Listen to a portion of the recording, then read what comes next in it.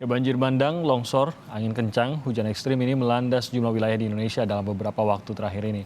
BMKG pun meminta masyarakat untuk waspada untuk menghindari timbulnya korban jiwa. Lalu apa saja langkah mitigasi bencana yang harus dilakukan? Kita akan membahasnya bersama sejumlah narasumber melalui daring. Yang pertama ada Deputi Bidang Meteorologi BMKG, Pak Guswanto.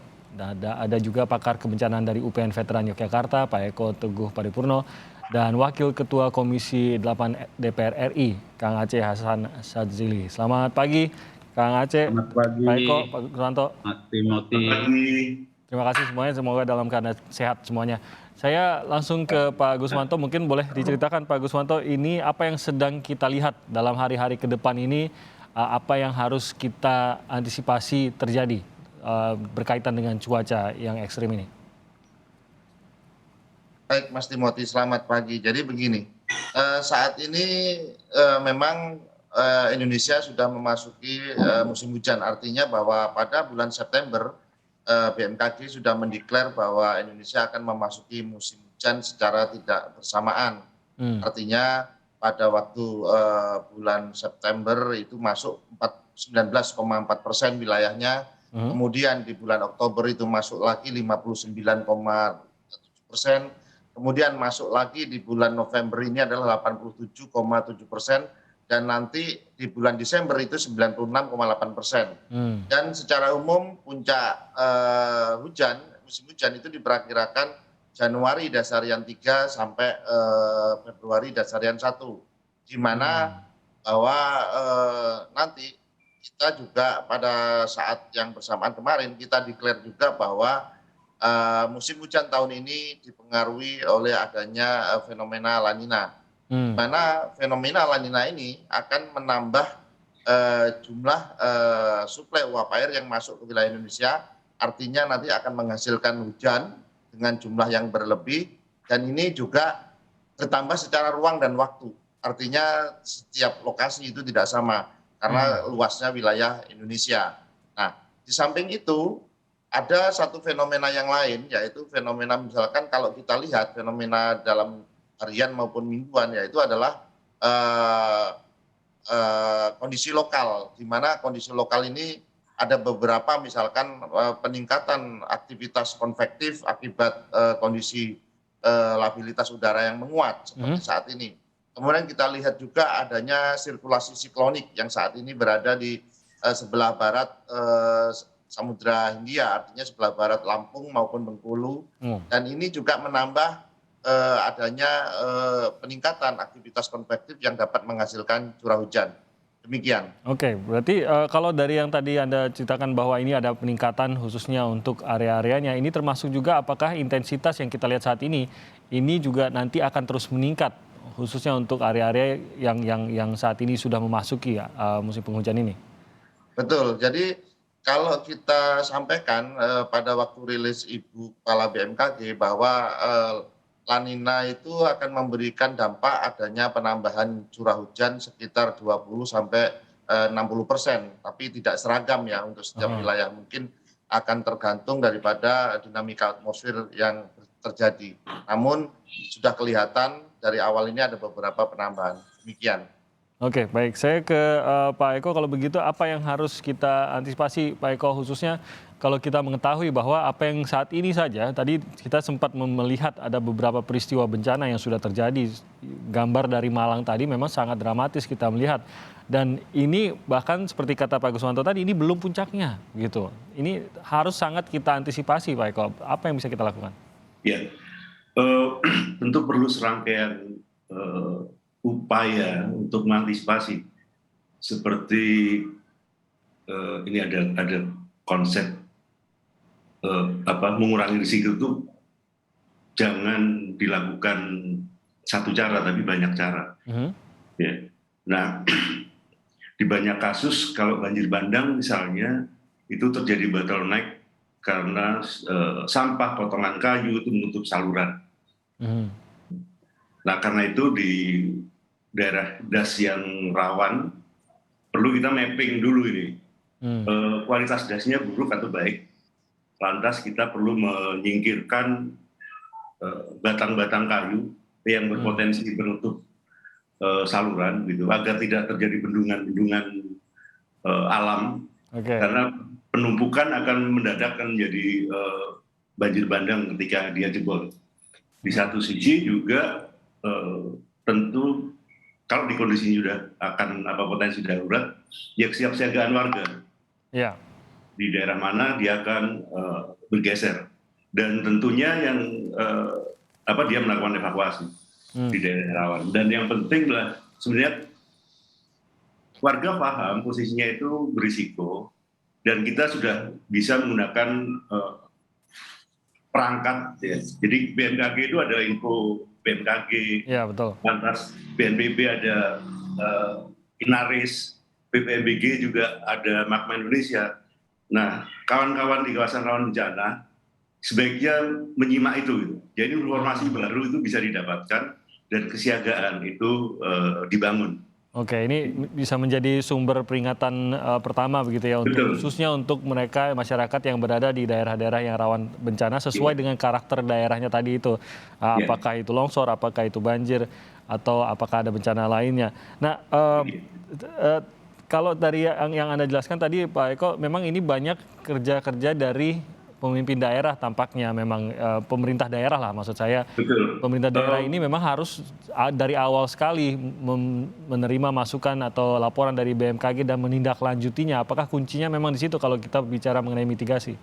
Kuncinya bahkan poinnya justru di warga.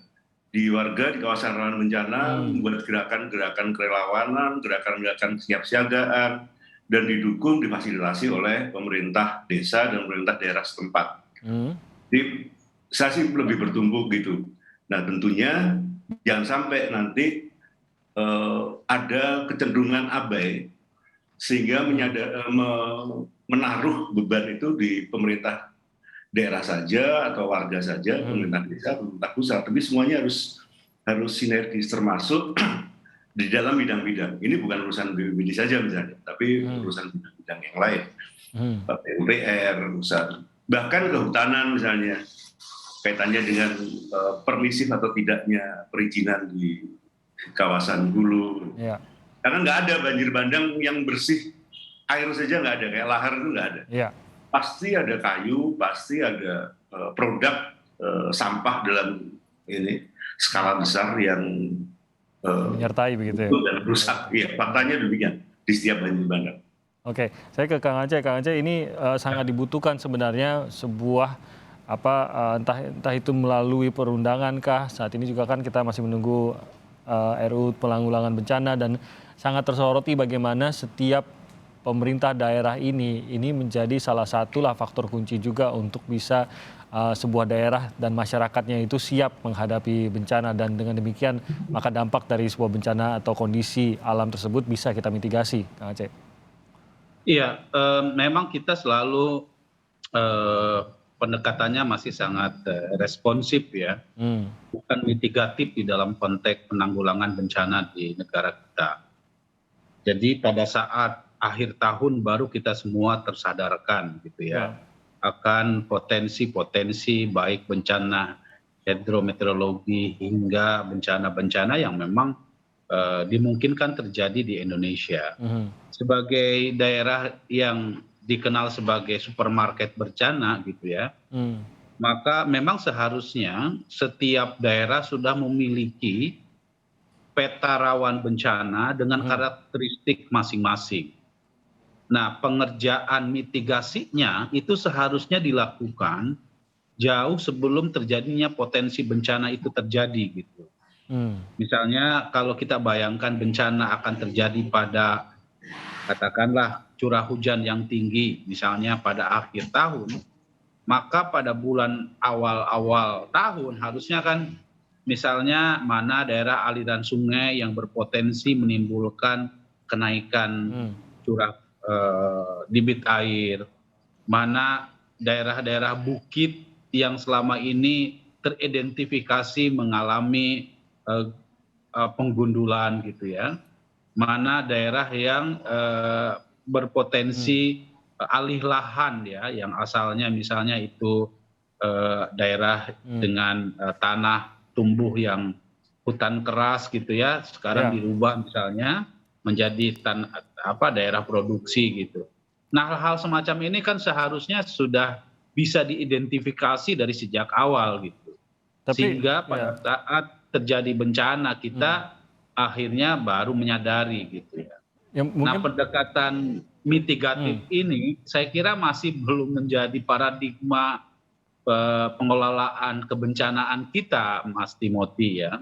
Ya, Kang Aceh, mungkin pertanyaan masyarakat adalah kenapa sampai saat ini tadi Anda juga menceritakan menggunakan kata bahkan sampai supermarket bencana, tapi kita tidak mengenal juga, tidak punya juga peta yang benar-benar tepat atau bahkan sampai penindakan yang benar-benar tepat untuk mitigasi bencana tersebut. Apakah memang ya bagaimanapun juga walaupun kita memang melihat pada pemerintah daerah untuk melakukan banyak hal tersebut, tapi infrastruktur dan pendanaan bagi mereka itu tidak bisa diamankan dengan undang-undangan yang belum dimiliki sampai saat ini.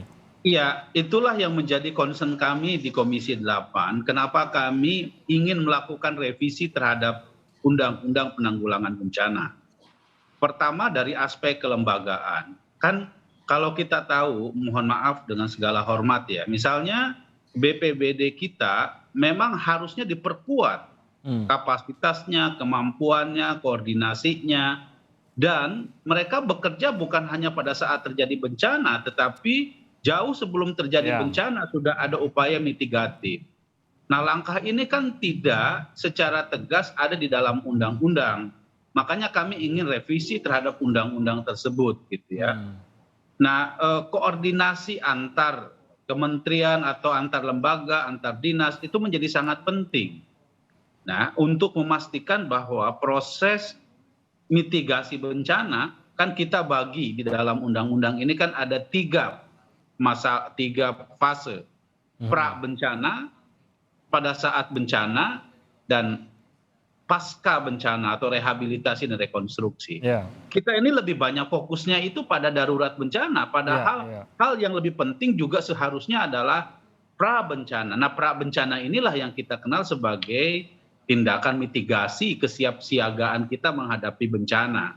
Nah, karena itu maka pertama yang ingin kita lakukan sebetulnya melalui penguatan undang-undang ini adalah pertama penguatan kelembagaan kebencanaan kita gitu ya.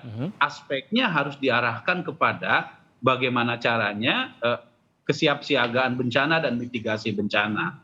Yang kedua ya, ini kan juga mesti ada langkah-langkah yang siap menghadapi mobilisasi sumber daya ketika terjadi bencana ya. Nah, misalnya ya kasus yang terjadi di beberapa tempat misalnya ya. Tentu mobilisasi sumber daya manusia dan mobilisasi sumber daya ekonomi untuk penanganan bencana ini perlu diperkuat dengan cara sumber daya kebencanaan kita juga harus lahir juga dari masyarakat gitu ya. Jadi kesukarelaan masyarakat saya kira sudah sangat terbentuk. Tapi kan masalahnya siapa yang mengkoordinasikan ini? Itu yang menjadi disinilah kita menginginkan agar BNPB diperkuat, BPBD diperkuat, jangan sampai ya mereka ini secara kelembagaan memang tidak terlalu begitu memiliki upaya koordinasi dengan kelembagaan yang lain. Ini yang menjadi titik masalah kita. Khususnya kalau kita bicara mitigasi di pra bencana itu ya mungkin ya. Betul. Nanti saya akan kembali lagi dengan pembahasan ini. Kita ingin tahu nanti dari Pak Guswanto karena BMKG mengatakan bahwa dampak dari La Nina ini akan sampai akhir 2021. Nah, daerah-daerah mana ini yang benar-benar harus mewaspadai dampak dari La Nina dan apa yang bisa diperkirakan mengingat La Nina ini kan sebenarnya bisa diukur gitu Pak Guswanto ya, apakah ringan, sedang ataukah kuatnya. Nanti kita akan ungkap usai jeda berikut ini.